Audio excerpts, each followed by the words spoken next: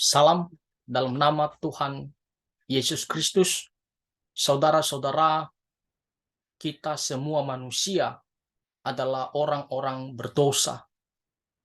Meskipun kita berpikir bahwa berbuat baik adalah jalan untuk bisa mendapatkan kehidupan yang kekal atau bisa masuk surga, itu adalah sebuah pemikiran yang salah, itu adalah sebuah pemikiran yang sesat. Kenapa? Karena kita pada dasarnya manusia adalah orang berdosa.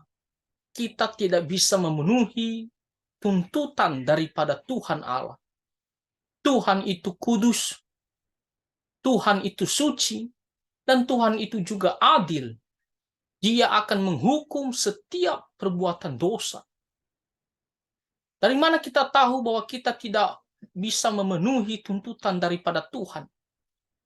Nah, kalau kita membaca di kitab Galatia pasal 3 ayatnya yang ke-10.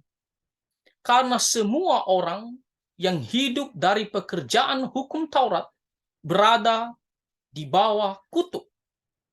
Kenapa kita dikatakan kalau kita mengandalkan perbuatan baik, yaitu pekerjaan hukum Taurat di sini, kita berada di bawah kutuk? Karena jelas kita tidak bisa melakukan dengan sempurna seluruh hukum-hukum Taurat. Secara khusus kalau kita melihat ada 10 hukum Taurat. Mulai dari perintah akulah Tuhan Allahmu, jangan ada padamu Allah lain di hadapanku. Sampai di perintah yang terakhir, jangan mengingini apapun yang ada pada sesamamu.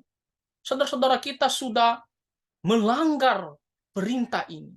Kita tidak melakukannya dengan sempurna. Belum lagi hukum-hukum Tuhan yang lainnya. 10 hukum Taurat saja kita sudah melanggar, kita sudah cacat, kita sudah gagal. Yang dikatakan di sini, sebab ada tertulis, terkutuklah orang yang tidak setia melakukan segala sesuatu yang tertulis dalam kitab hukum Taurat. Karena kita tidak sempurna, kita tidak bisa memenuhi melakukan apa yang menjadi standarnya Tuhan, maka dikatakan terkutuklah orang yang tidak setia melakukan segala sesuatu.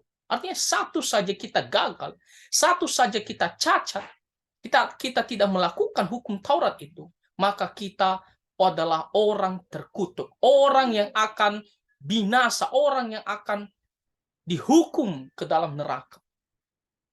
Lalu pertanyaannya, bagaimana caranya supaya kita bisa diselamatkan? Bagaimana caranya supaya kita bisa memperoleh hidup yang kekal? Bagaimana caranya supaya kita bisa mendapatkan pengampunan? Saudara-saudara, saya sudah katakan tadi, Tuhan itu adil. Dia pasti akan menghukum perbuatan dosa. Lalu, apakah kita akan menanggung hukuman tersebut?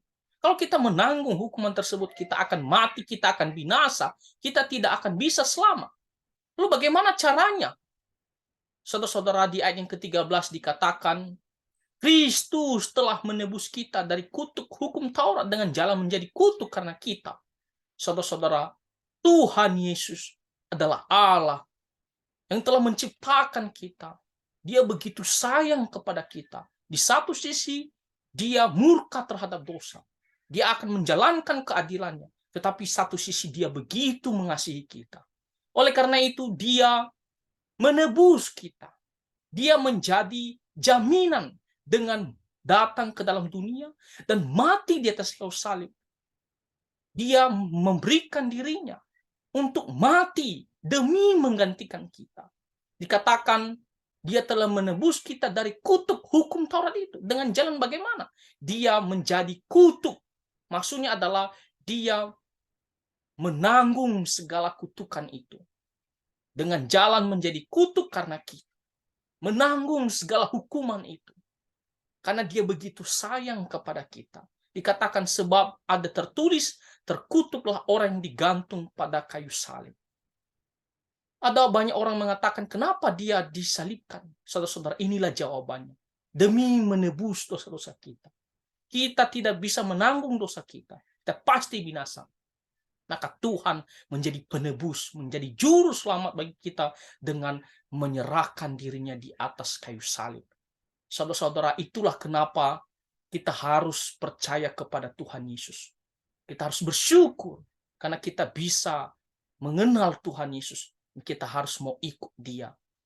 Tuhan Yesus satu-satunya pribadi yang telah menyerahkan dirinya untuk menggantikan kita, untuk menebus dosa-dosa kita. Karena Dia telah menebus kita, maka otomatis kita bebas. Kita tidak dipandang lagi sebagai orang berdosa dan berada di bawah kutuk. Kenapa? Karena Tuhan Yesus telah menanggung kutukan itu.